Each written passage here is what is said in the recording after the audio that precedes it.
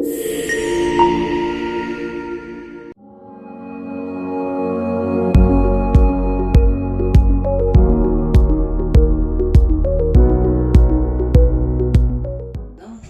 आपण एक प्रात्यक्षिक पाहूया। हे काय आहे माझ्याकडं?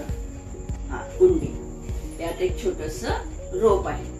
आता हे छोट रोप तुम्हाला जर काढायचं असेल तर तुम्ही कसं काढणार?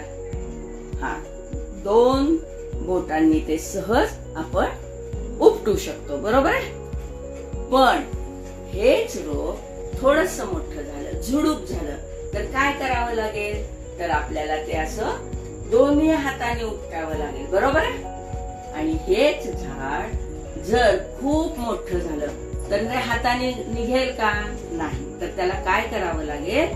कुऱ्हाडीने तोडावं लागेल, बरोबर आहे?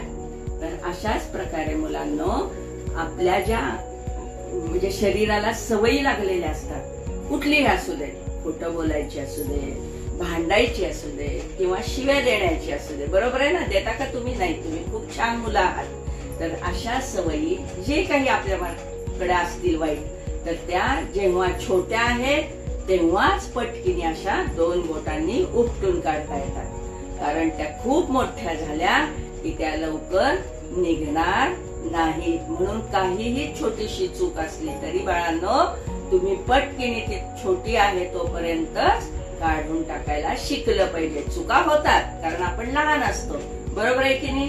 तर आपण काय केलं पाहिजे? ती मोठी व्हायचं वाट पाहायची नाही, तर त्या पटकीने आपल्या काढून आपण खूप छान मुलं बनायचं, बरोबर आहे? कारण आपण गजानन लीला ट्रस्ट मधली मुलं आहोत। आपल्याला खूप मोठं व्हायचंय, खूप छान काम करायचंय, बरोबर आहे की नाही? धन्यवाद।